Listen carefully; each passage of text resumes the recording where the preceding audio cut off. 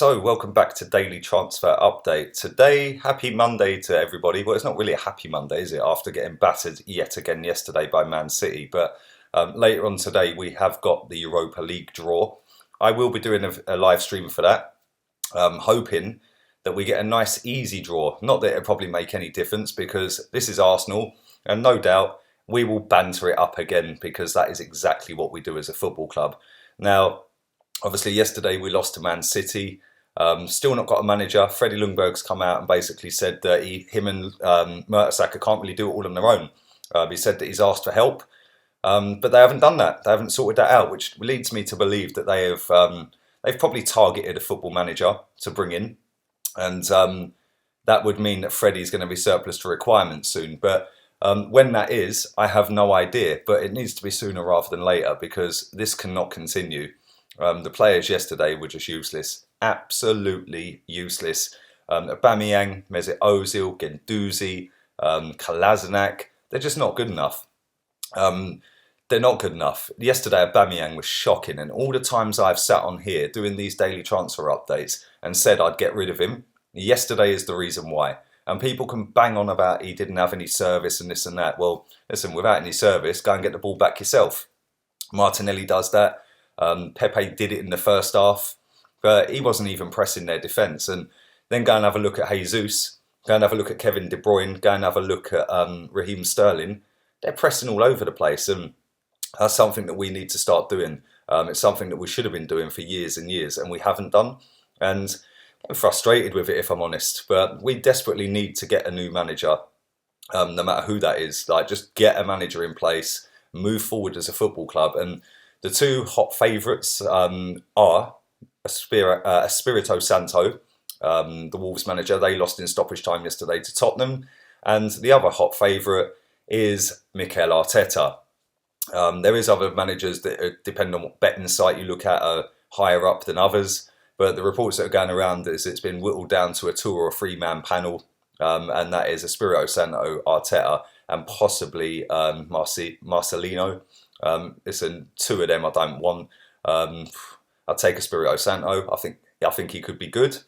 I think he plays a decent attacking brand of football as well, which is something that for some reason Arsenal fans get giddy over. And we have to play good football.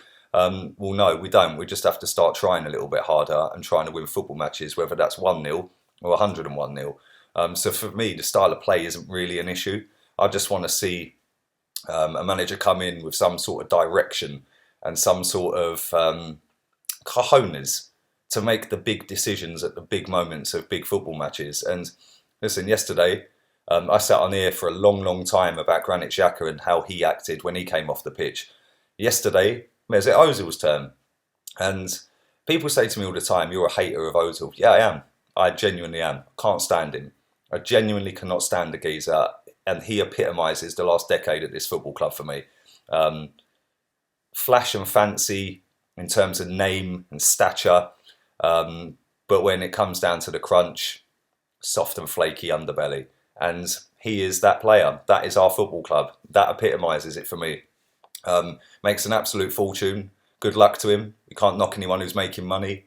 But at the same time, yesterday when he was walking off like a snail, in fact, he was actually walking off slower than he did in the Europa League final. And I sat here and I'd never boo a player. I'd never jeer a player off the pitch or any of that. I said that when Granit Xhaka was getting booed.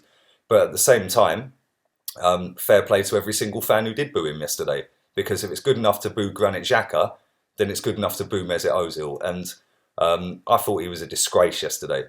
An absolute disgrace. Drop kicking his gloves, rewind back to when Sanchez did that and threw his gloves once. I can't remember what game it was.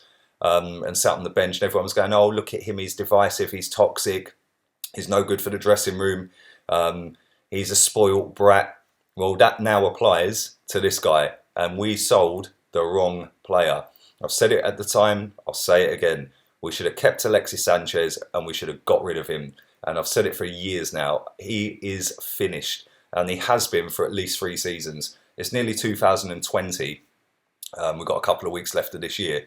And he has 2 assists. Two assists in 2019. To put that into perspective, somebody told me this on my live chat yesterday, on my stream. Ter Stegen, the Barcelona goalkeeper, has more assists this season in the last 12 months. A goalkeeper.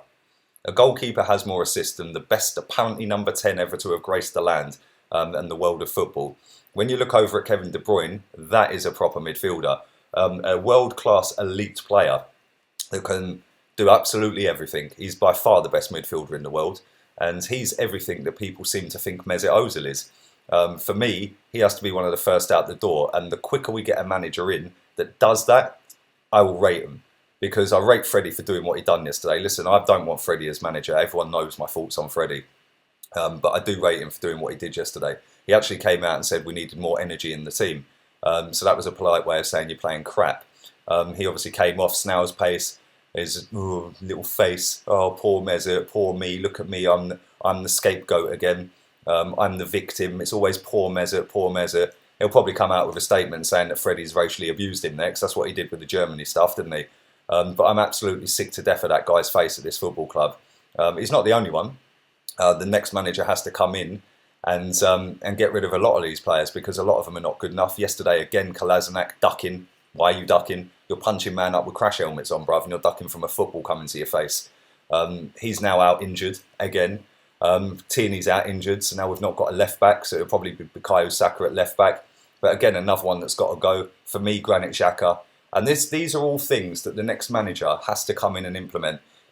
And I'm absolutely hoping and praying that this football club make that right choice. Because if they adopt and employ a yes man, we're going downhill very fast, very, very fast. Because if they come in and play these same players that are not good enough, we're finished. We will be struggling at the bottom of the table. It's as simple as that. So yeah, not good at all. And I hope in a way that there is more than them 3 candidates. Obviously don't want 15 candidates. They should have had their first choice done and dusted time ago. It's been over 2 weeks since Emery's been sacked and they still haven't employed a manager yet. And it's like, I find that kind of worrying. Doesn't seem like they have any direction. I see a lot of people yesterday getting on at the owner. Well, the owner doesn't tell Aubameyang not to chase and press the players. The owner doesn't tell Mesut Ozil to drop a 0 out of 10. Listen, we can all get on at the owners. When we're winning, nobody says anything, do we? So, I don't know, listen, I'd rather them go, but they ain't going anywhere. I'd rather just get rid of all the players that were brought in under the old regime of Wenger and Gazidis, because not one of them has the winning elite mentality. They're all nicey players. So I'd rather just bin the lot of them.